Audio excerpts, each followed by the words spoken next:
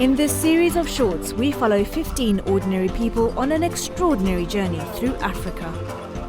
In the ultimate test this summer, our participants fish in the Atlantic Ocean, sleep rough in the desert, fetch their own water, and confront the harsh truths about their home country's history in this continent.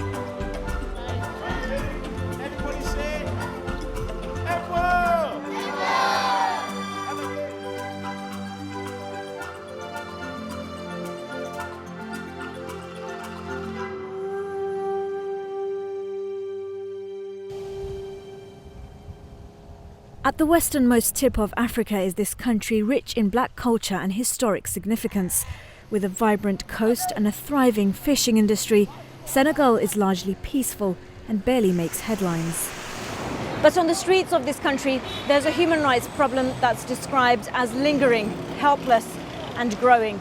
Hundreds of thousands of children are exploited every day, some by other older children, some by strangers on the streets, and some by the Quranic teachers their parents sent them to learn from.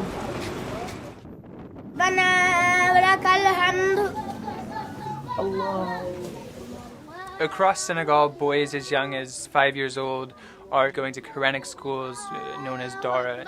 And many of the Quranic schools do a good job. But in a number of the schools, abuse and exploitation really dominates their daily life. Boys spend most of their day on the street, begging, having to get a set amount of money, rice and sugar. And the rice and sugar are generally then sold by the Quranic teacher, and the money goes straight into his pocket. If they fail to bring it back, the boys are beaten, often quite brutally. Despite a 2005 law seeking to prosecute anyone involved in abusing or trafficking children, tens of thousands continue to be exploited. Human Rights Watch says it believes that number is increasing, with more and younger children affected. In 2014, the government census reported that over 30,000 boys were subjected to forced begging in the streets of Dakar alone. On exploite les enfants sous prétexte qu'on leur apprend le Coran. Dans les enquêtes que nous venons de boucler, il y a une moyenne de 6 heures de temps de présence dans la rue de ces enfants-là. Les maîtres coraniques sont là. Il y en a de bons qui travaillent à développer, à vulgariser l'islam dans le pays. Il y en a d'autres maintenant qui en profitent simplement pour exploiter les enfants dans le cadre de la mendicité.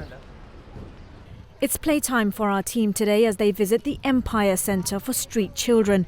Asif Malik gets straight in for a selfie with the 42 youngsters who live here. The boys are part of a project that was set up to provide shelter and education to street children, and today it is they who provide comfort to our increasingly exhausted volunteers. Empire was set up by this woman, Anta Mbow. She'd left Senegal at the age of 19 to live abroad in France. From time to time, Anta would visit her home country and soon became alarmed at the growing number of children she saw just wandering the streets. Parce que la rue n'a jamais éduqué qui que ce soit, ça peut être très grave. Et aussi, à chaque fois, je le dis, la rue n'a pas fait d'enfants, parce qu'on appelle les enfants de la rue. C'est pas possible. On veut faire passer ça sur le manteau d'une religion qu'on appelle l'islam. Et ça, nous, je ne suis pas d'accord. Je suis une musulmane, je suis née dans une grande famille de musulmanes, pratiquants. Et jamais mon père nous a agressés ou frappés ou même levé la voix d'une certaine manière pour nous faire peur de ça. Au contraire, il nous a élevés pour nous parler de la religion avec amour. C'est une religion d'amour, de paix, de solidarité.